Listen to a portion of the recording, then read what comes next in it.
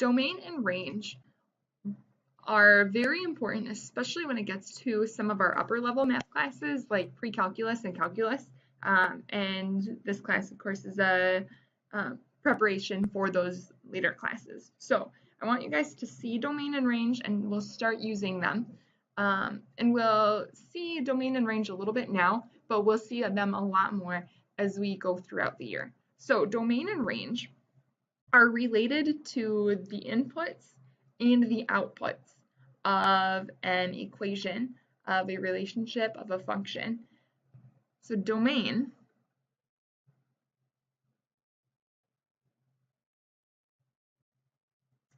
is all of the possible x values. Now remember that those are our inputs, and we'll kind of use them interchangeably throughout the year. The possible x values of a relationship.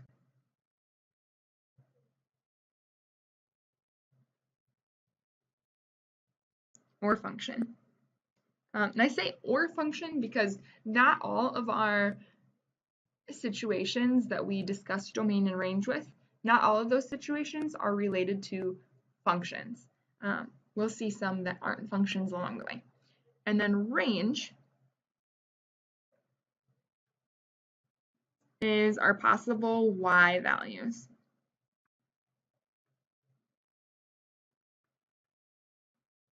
Or outputs. Again, of a relationship or function.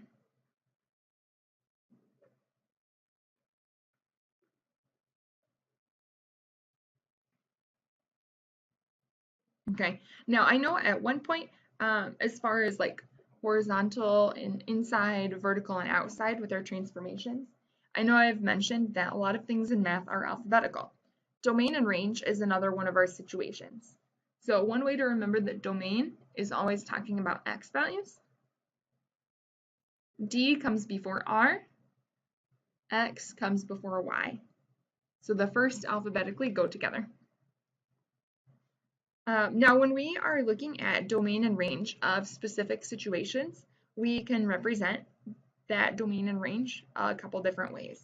And we're going to see that in our examples that we look at here. We're just going to look at two kind of quick examples of domain and range and go from there. So here's my first example. We have a parabola. This shape should look pretty familiar after our transformations. Here's our parabola. I want to find the domain and the range.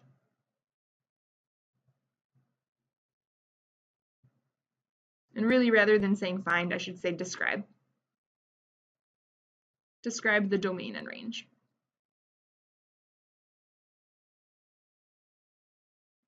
One of the important things to look at when we're thinking about domain and range is the arrows, if there are any arrows on our relationship or our function, because the arrows tell us whether our relationship continues in one direction, and that's very, very important. Okay, in this case, let's look at our domain.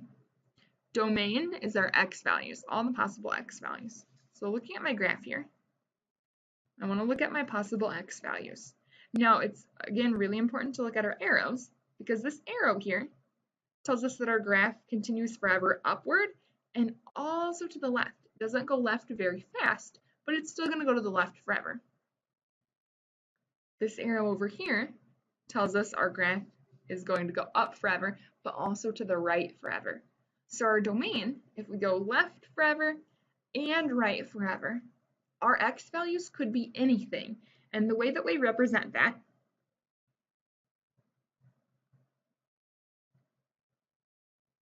is this little r with the extra line through it, which really means all real numbers, meaning it could be anything.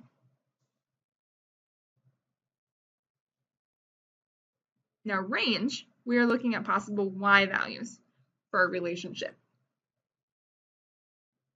So I kind of like to ask myself, how far left and right, how far up and down is this going to go? For a range, how far down does it go? Well, the farthest down we go is 2. How far up? Well, These arrows tell us our graph is going to continue forever up. So we have y values all the way above 2, anything above 2 to represent that. Range is y values. Our y values are greater than or equal to 2. And it could be equal to 2 because right here our y value is 2.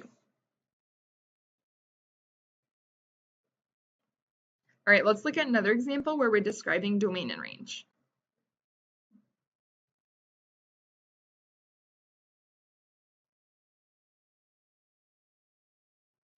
This situation looks a little bit different because I don't have arrows on the ends, which means my relationship, whatever this relationship is, stops here, stops here. Domain, again, we're looking at x values. So how far to the left does this graph go? -6. How far to the right does it go? Over to 5. So all of our x values, x because we're looking horizontally, all of our x values are between -6 and 5. We can write that as an inequality. -6 is less than or equal to x, less than or equal to 5.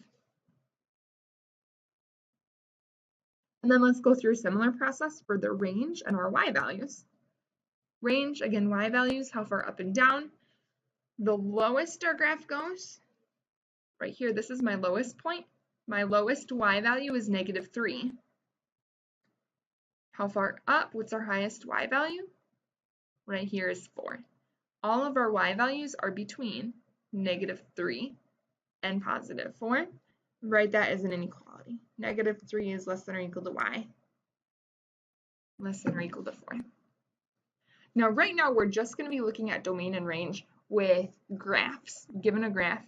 But as we go throughout the year, we'll talk about how we can figure out domain and range if we have an equation and not necessarily having to see a graph all the time.